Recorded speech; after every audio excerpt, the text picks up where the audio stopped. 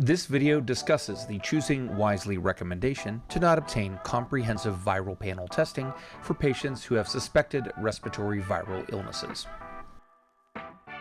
Here, we present a representative discussion between a provider and a parent. I'm wondering if you can test for adenovirus. We can, but generally we don't because the test is relatively expensive and it wouldn't change our treatment plan. Okay, well, what about COVID? Sure, we could test for that one. Non-COVID coronaviruses.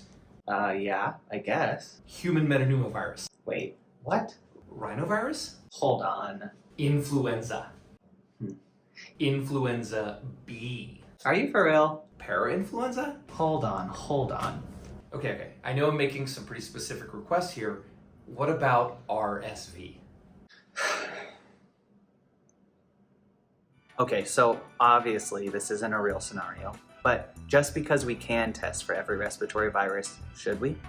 Choosing wisely recommends that we avoid comprehensive viral testing in most situations. Nervous parents often look to tests to reassure them, but these panels are very expensive and not necessary in most situations.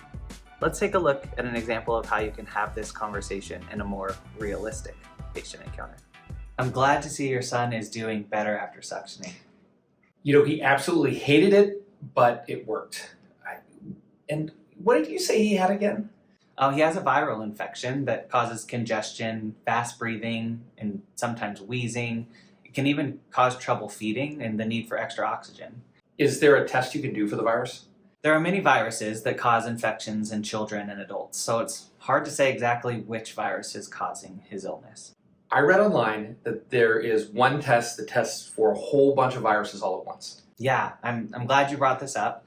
There's no perfect test that will tell us how long he's been sick or how long he'll be sick, and definitively what virus is causing this infection. It's true that there are comprehensive tests for multiple viruses, but they're very expensive, and I don't think they will give you any more information right now. Even if a virus is positive on this swab, it doesn't mean that he has this virus now. It might be from a cold that he got at daycare a few weeks ago. So what you're really saying is it doesn't actually matter what virus he has in particular? Right. Even if he had the flu or COVID, the benefit of treatment and the downsides of giving him medicine at best balance out. And since you're already doing a good job of keeping him hydrated, and I think you'll be able to suction him better over the next few days, there's nothing else that we need to add to his treatment plan. Does that make sense? It does. I just have been so used to him getting a nasal swab every time he's sick. Honestly, I just appreciate the fact that you explain things in detail for once.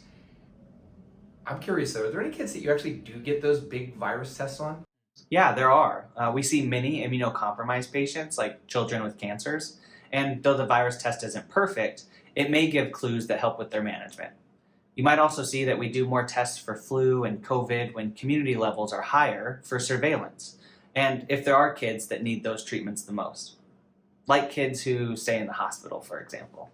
But in general, we can make a lot of diagnoses by asking the right questions and doing a thorough exam. I appreciate you taking the time to answer all my questions, but can we get going?